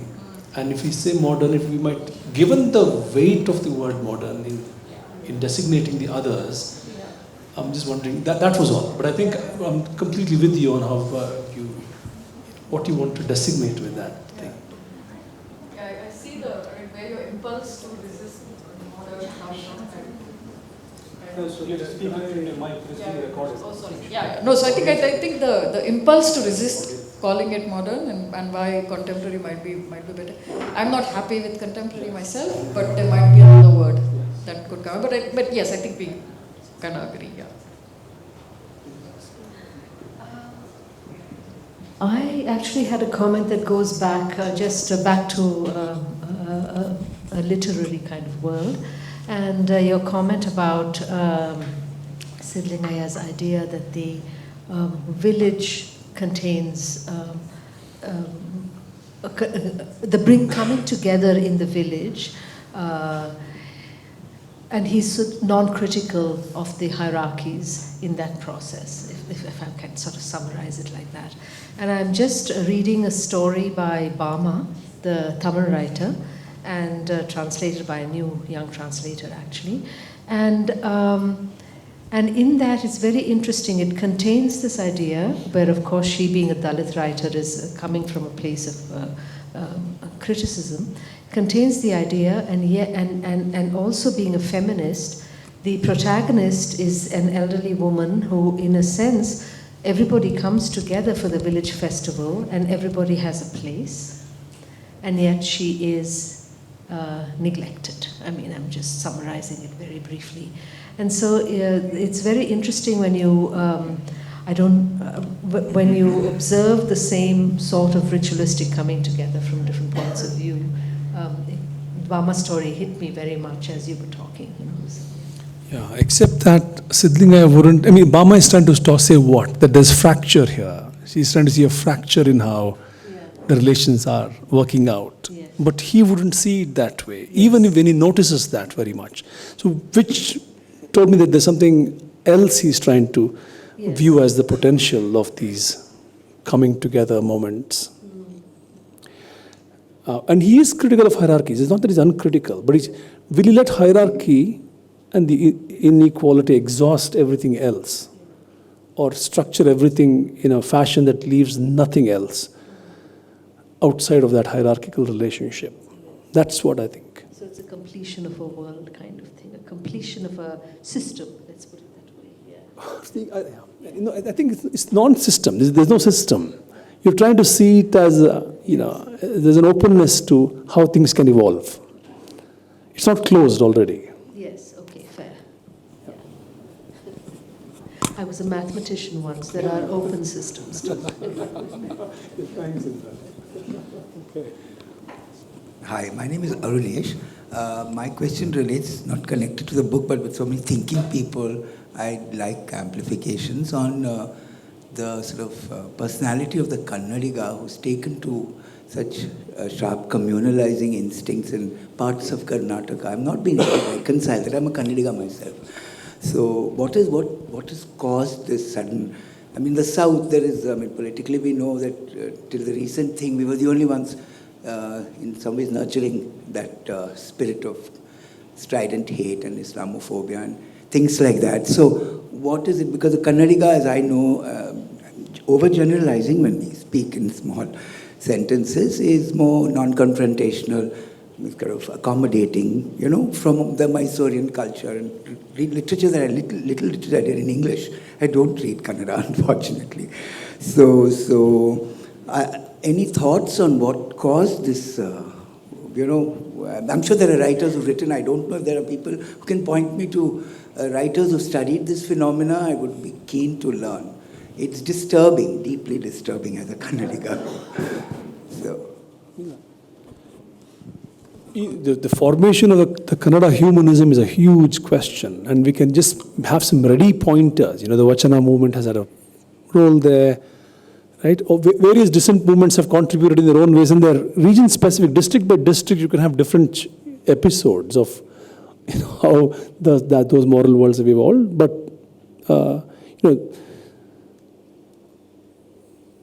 Prithvi, do you want to take a thing? This is the old Mysore humanism. Yes. So that it becomes more clear.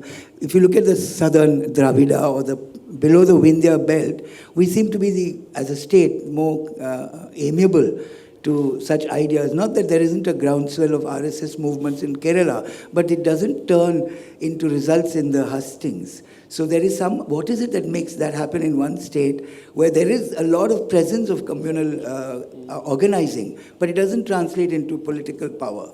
Whereas we seem to have done it quite frighteningly. And how? I'm just worried and concerned and curious.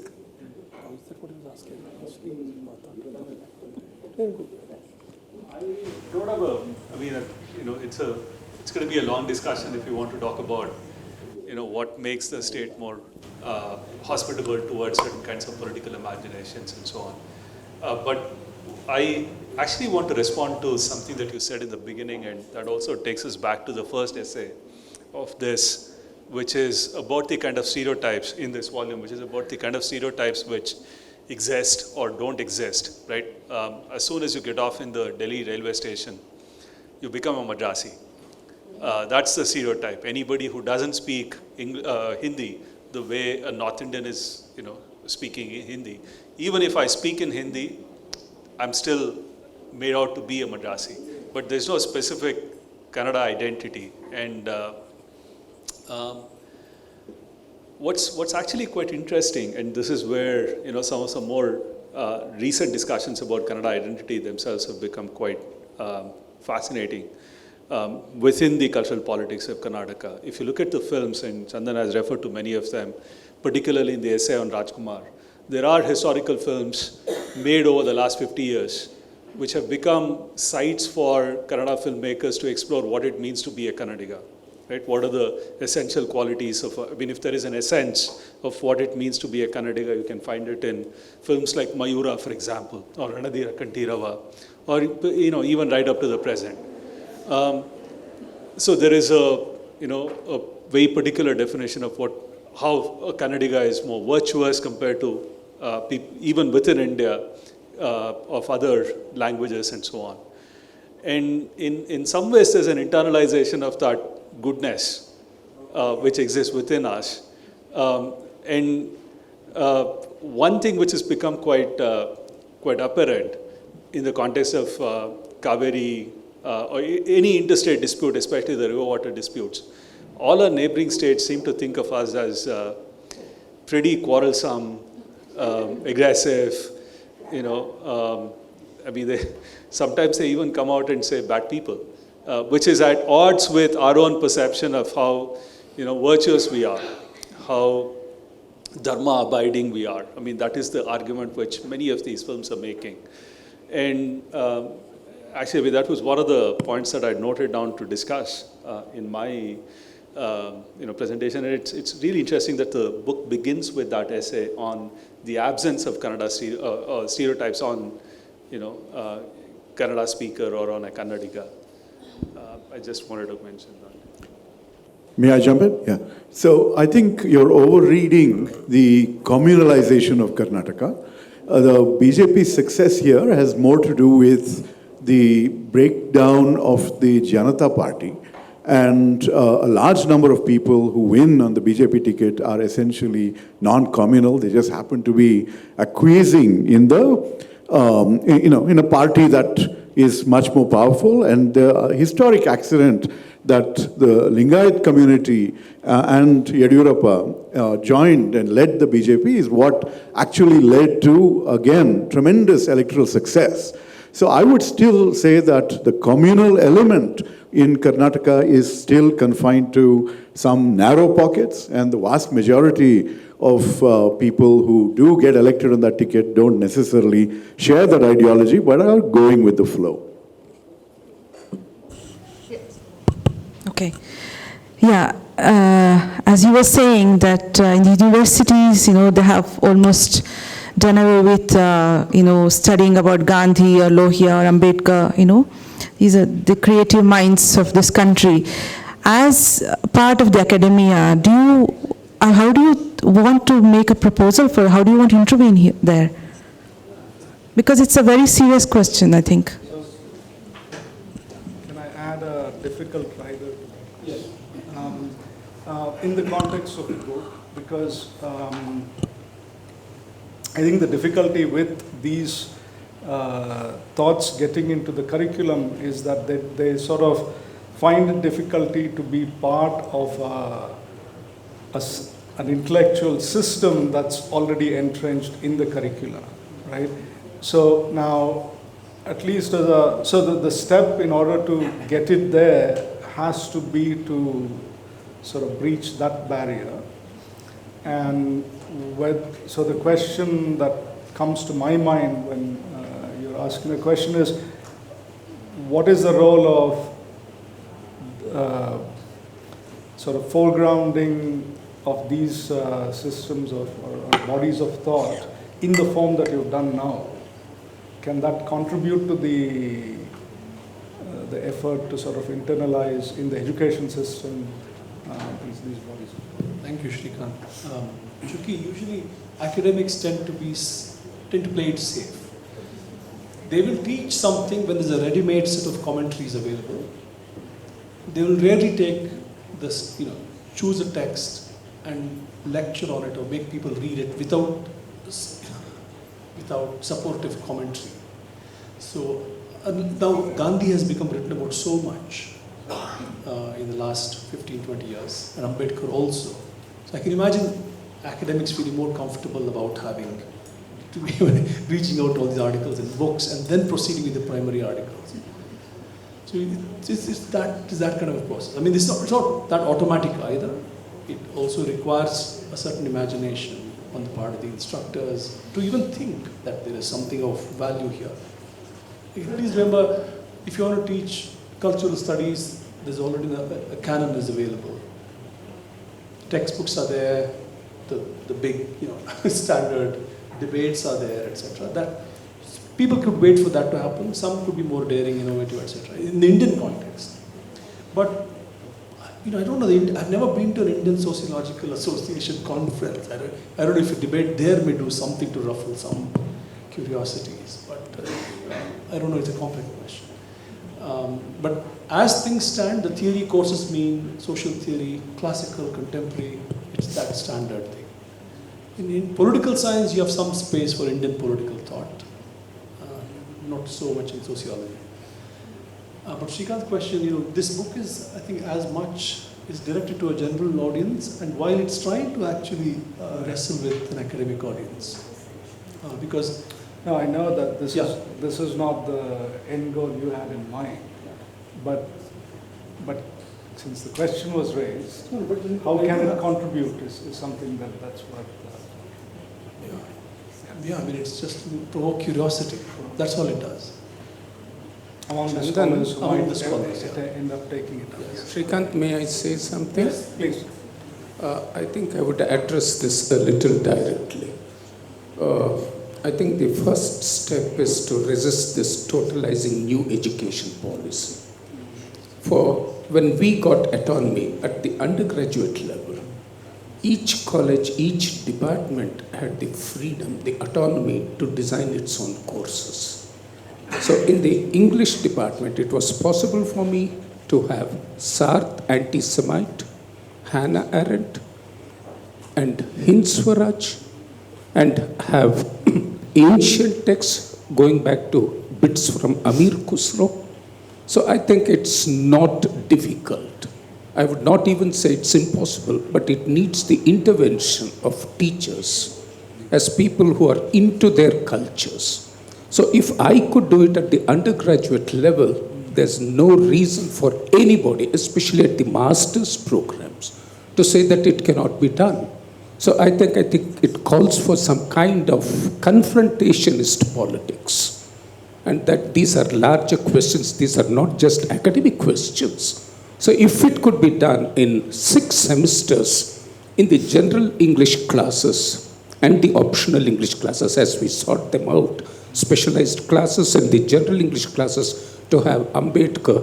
So whatever the students read in detail in the majors classes would be read by the general English classes. So why is it not possible? Because it's a very important question. So it's not just a question within the academia, but I think we need to take it up at the very different confrontationist level. And I speak as somebody who has practiced it. Thank you. Manu will have the last word. Let me close the discussion by thanking all the panelists for their wonderful contributions, for Chandan for giving us the occasion, and responding to questions both from the panel as well as from the audience, and BIC for hosting this event, and all of you for coming.